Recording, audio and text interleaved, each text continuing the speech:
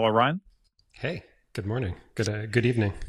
Yes, good time of day, I think is the common parlance. Yeah. Would you would you like to introduce yourself to the Sanity community? Yeah, so my name is Ryan. I'm a senior engineering manager on the functions and blueprints projects at Sanity. Those are two new things that we shipped earlier this spring as part of the announcement and release of the content operating system. Functions, pretty important part of that tentpole feature. Every operating system needs a compute primitive, and then blueprints is still early, but we're going to be talking a lot more about that as the year goes on. That's our infrastructure as code solution. So you're working on functions. You have a quick demo of setting up a function. It can be done in moments, I'm told now. In moments, that's right. And I will just try to project a little bit more just in case. So let's see if I can present here, share my screen. So nothing really super interesting here. This is just one of my test projects. It's just a studio. If you initted a new studio, it would look very similar to this with the addition. I've got a blueprints package in here, but we don't have to worry too much about that right now. So this studio does not have a blueprint, so I'm going to go ahead and initialize that. So I'll do it. By the way, is my text big enough? If you could I zoom can it up bump a little bit, bit would more if you probably like. be preferable. Okay, how's that one? Yeah, that's better. All right, so see if my fingers will allow me to type this morning. So I'm going to do npx sanity blueprints init. So I'm going to create a new blueprint, and I'm going to do that in TypeScript. And I'm going to select my current project or my organization, I'm sorry, which is Ecosahedral Industries, and then my project that I'm currently in. And I create a new blueprint, and it's all right here. And there's nothing in it right now, and that's totally okay because we haven't actually done anything. So if I were to deploy this, it would create basically an empty stack of resources. There's nothing in there. So let's go ahead and create a thing. So I'm going to add a function. Blueprints add function.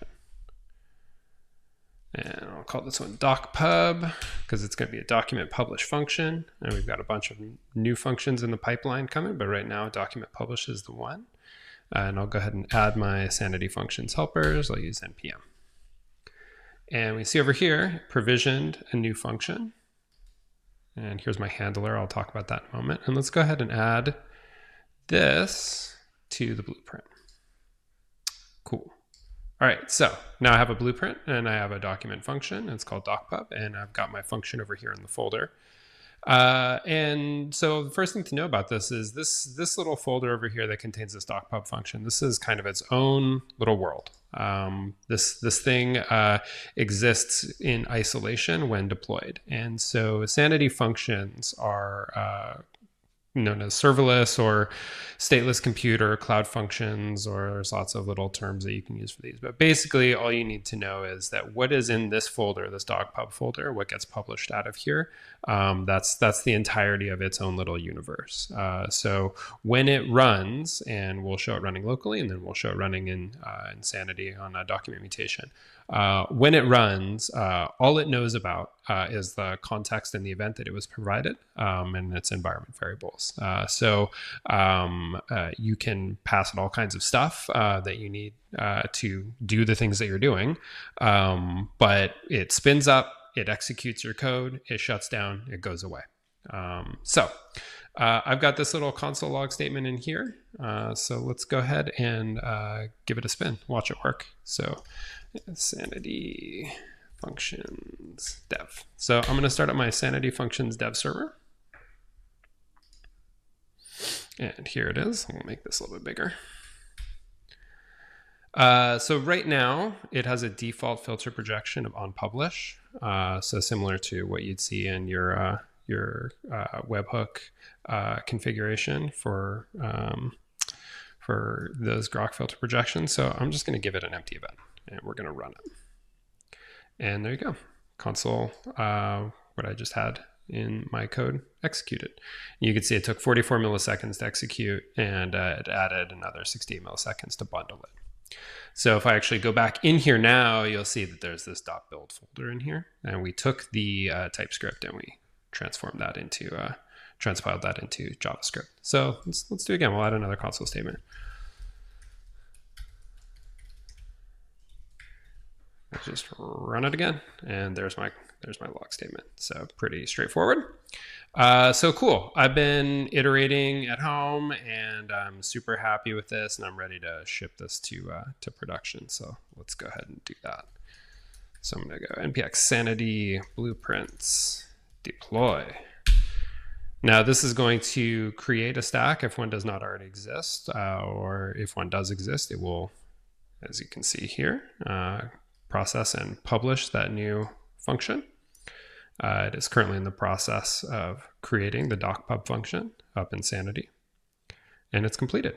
So now I have a live Sanity function that is attached to my project's data sets, and that will be invoked every single time there's a change event, a mutation event with a document being published, specifically published. So let's go ahead and check that out. Easiest way for me to do that, since this is mostly just a local project right now, is I'll just run sanity dev. Actually, I'll do that in a terminal. Run sanity dev locally. You don't need to see that. That's just your normal sanity dev. So I'll just pull up my studio here. Here's my post. I'll just go make a change to one of these. Pretty trivial stuff. This is a post.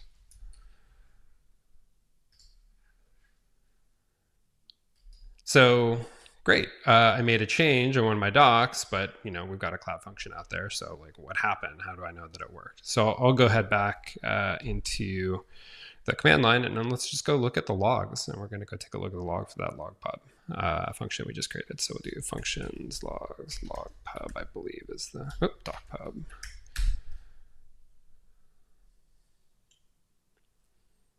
Cool. So now we know that it ran. But let's say maybe we want a little bit more information. Maybe we're debugging something, so no big deal. Just going to go ahead and actually I'll just do the whole context and event. And you know what? That might be pretty big, so I'm going to do a little magic here. Okay, I'll run that deploy one more time. So we're just going to go through this again, and I'm going to show what happens once we make a change and how quick this can get published to production, how efficiently you can work with these functions. So I made this change in my local code. My publish is now complete. So next time I go over to my document, make any kind of mutation, that new function that I just updated will be executed. Let's go take a look at the logs and see all the context and event data that came through.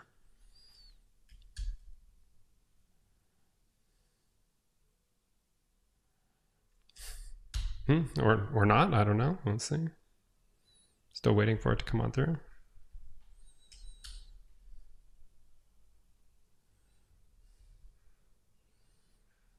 Published 29 seconds ago. Are the demo gods against me today? Did I not make my blood sacrifice? Interesting. I wonder if it doesn't like this somehow. Let's find out. Who knows? Maybe there was some kind of transpilation problem. Try it one more time.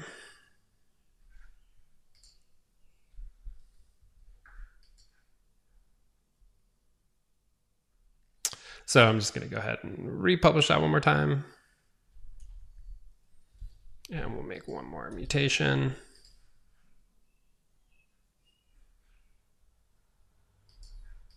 Let's take a look at the docs, the logs from the doc pub. Okay, there we go. So yeah, I wonder if maybe we've got an issue with the transpilation of console.dir, because the console.log clearly works. So anyway, you can see here that we've got the context with a token. This token is provisioned to my account, so it's got the permissions that I need to do Sanity operations on my project and with my data set if I need to go query other docs or make API calls. And then I've got my event data, which includes my document body, slug, title, etc. So that's just a really quick demo of some of like the early moments of what it would be like to set up Sanity functions and blueprints with one of your projects in Orgs. No, that's very cool to see how quickly you were able to do that and iterate on it and get that instant feedback on those things happening And if and I may, those and if I may logs. add, I had a bug and was able to remediate that bug super quickly because the iteration speed is so fast, which is nice. And that was not intentional. I did not know it was going to blow up like that. I have never tried a console.dir statement in Logic through Sanity Functions. So yeah. The fact that I was able to find and fix that bug that quickly was kind of a nice demonstration of how helpful it can be to iterate so quickly. And it always helps for tutorials too when you show yourself making a mistake and then how to solve it. Mm-hmm. So like we've seen like how that thing works, which is great. But like what are the use cases for this? Because the theme of today's showcase that I wanted to bring in yourself, like with serverless functions and compute, this is a very different thing to using Sanity as a CMS for a website front end. App SDK, we're going to explore in the next topic as well. So what are some of the use cases for functions for people who might have only used sort of Sanity and Sanity Studio? What are the use cases that functions unlocks? So if you are someone who has used Sanity webhooks before, ultimately longer term, the goal is to kind of move folks from webhooks over to functions because they will be much more full featured and add functionality that you're just not going to be able to get with webhooks. And of course, you don't have to maintain any infrastructure to use it. We're not getting rid of webhooks. Webhooks are going to be around. So this is not like a replacement. This is like an upgrade to webhooks. So yeah, the advantage there, just for anyone getting started today, and this is like the early steps on a multi-year journey, is you no longer have to maintain your infrastructure that you would have to with webhooks. If you don't use webhooks, then now all of a sudden you can just do stuff programmatically that you couldn't do before on document publish events. So one really simple example that we've heard from a number of customers was they publish a new document, they want to invalidate an external CDN. Like they use something like AWS CloudFront. Great, super easy. So get a document publish event. You can look at the path and make a decision if you want to scope your CDN invalidation to that particular slug, or if you just want to do a blanket invalidation. Plug it in with your AWS SDK credentials necessary to do that, and run your invalidation. Off you go. We've heard all kinds of other things, anywhere from syncing data between data sets programmatically to automatically backing things up to making queries to other documents based on the nature of the changes. So really the sky's the limit. Even just with the simplicity of a document publish event, there's just so many things that you can do. We're also constantly learning from the community what kinds of things that they want and pipelining those features too. So this is really just like a very, very early moment for this product, but you can still do some pretty cool stuff with it. Yeah, we're only just getting started. But yeah, I like the idea of that we don't have to go and set up some other infrastructure somewhere else, because grok-powered webhooks were very cool, but there was always like an extra few hops and other infrastructure to maintain. So to contain this all together is very cool. That said, now that Sanity is extracting away some of that complexity, what's some of the magic that's good to be aware of? Because when I don't know what all the magic's being done, say when it comes to like how long it takes for a function to run, or like what does it mean to be wary of a cold start? I know there's some of these things that maybe for like very simple demos we don't have to think about, but if I wanted to start transcoding audio or like writing transcriptions or things in a function, what do I need to be aware of when I start getting into more advanced areas with a function? Right. Yeah. So a great example of that we heard from one customer is they've got a set of documents that are quite large that go through a ton of internal processes. And once they're completed and kind of set as published, they need to kick off a batch operation that then renders that document into a variety of different formats, saves them out to AWS S3, and then publishes those URLs. So kind of takes Sanity document, turns it into an artifact that is available for download. And that can take a while. AWS S3 is fast, but if you are rendering something to multiple formats like PDFs and then saving it 50 to 100 times across a variety of different S3 buckets and regions, that can absolutely add up. So we really want to try to strike a balance. You mentioned the word magic. It's hard because magic is great, but magic feels unpredictable, right? So we want to create an experience that developers can learn and understand easily, that is maximally simple and is highly predictable, but that is also something that's very, very straightforward, at least as straightforward as it can be. Now, there are some things to learn. Like if you have never worked with serverless functions before, this is not a long-lived process. So when you execute that code, that handler that I just showed, it spins up, it runs for as long as it needs to in order to complete its job, and then it shuts down. Well, what if your job takes longer than you have provisioned it to run? So the default is 10 seconds. What if your task takes 20 seconds to run? Well, it will fail, right? Unlike a long-lived process, which will just kind of keep going forever until it either completes or crashes. These can time out. So that is that kind of performance profiling is something that you do need to be aware of and broadly be thinking about when you're using these tools. So you can configure Sanity Functions to run for up to 15 minutes. 15 minutes is the absolute upper bound that we can give it. You get 10 seconds by default. It's really up to you how much you want to do. And you can also give it additional memory and compute power if you've got something like really, you mentioned transcoding audio, right? Like that's a pretty compute intensive workload, more so than console logging a statement. So if you need to give it 15 minutes with higher RAM and CPU, you have those controls available. But it's really up to you to kind of make that determination. What do you need, and what is appropriate for the jobs that you are trying to complete. One other thing, kind of on that note, that I'll say is there is potentially some trial and error, right? Like you might think that your job will complete in 10 seconds, and find that 80 to 90% of the time it does, but then occasionally it goes to like 11 or 12 seconds and then it fails, right? And that's an unfortunate state to be. It's pretty unusual, so I'm not trying to prime people to expect that that's likely to happen to them, because generally I think right? I think if you've got a big job to do, you're going to want to give it a high upper bound of execution time. But yeah, these are potential pitfalls to be aware of. These are not specific to Sanity and Sanity Functions. These are kind of specific to the entire class of cloud compute products out there, of which we are just one. And yeah, so some new things to learn, but hopefully the barrier to entry is pretty low. Yeah, it definitely is. But I know in my time here at Sanity, 15 minutes sounds like a long time, but there'll always be somebody that will take any of our limits and try and blast straight through them. So it's never enough. But it's good to know that I think it's very, very easy to get started. Can't wait to see how far people push this or what they expect and need to be able to do.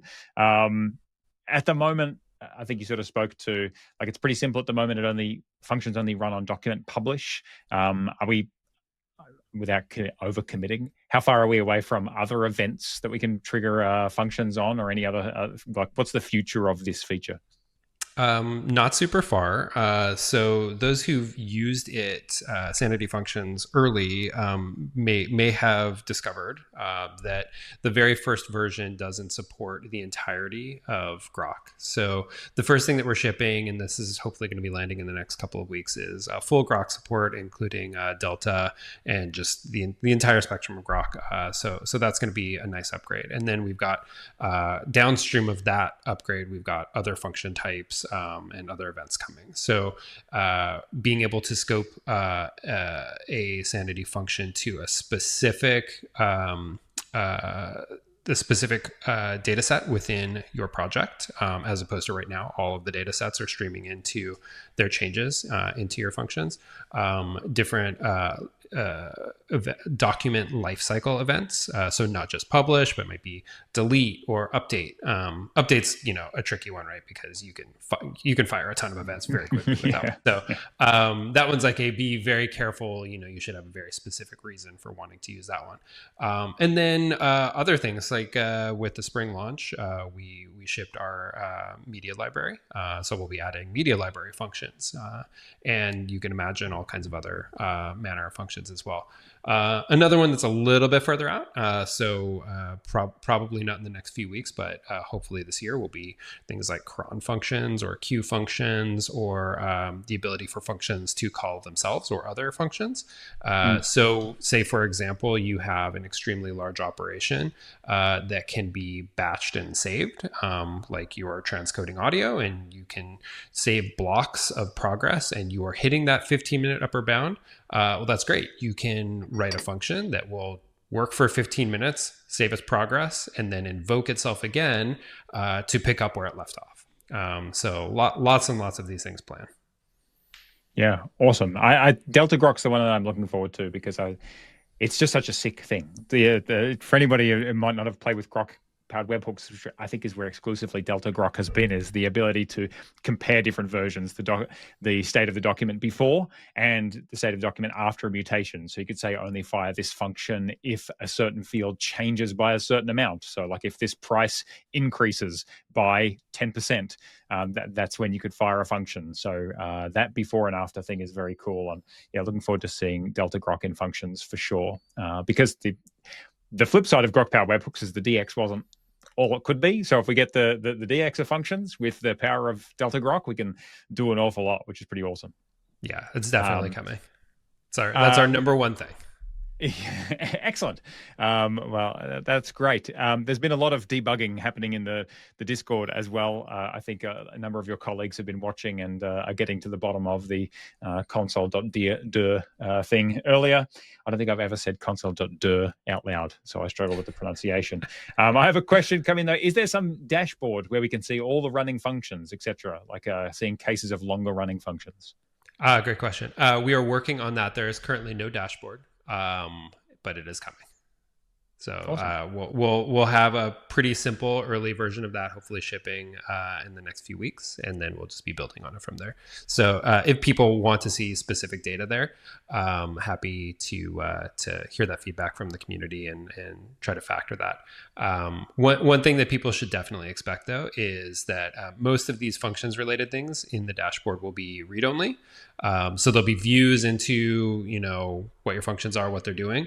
But in order to make a change to a function, that's always going to be done through blueprints. So functions are your code, they're code artifacts that need to be extremely stable and deterministic. And the way that we achieve that is through infrastructure as code, and that's blueprints.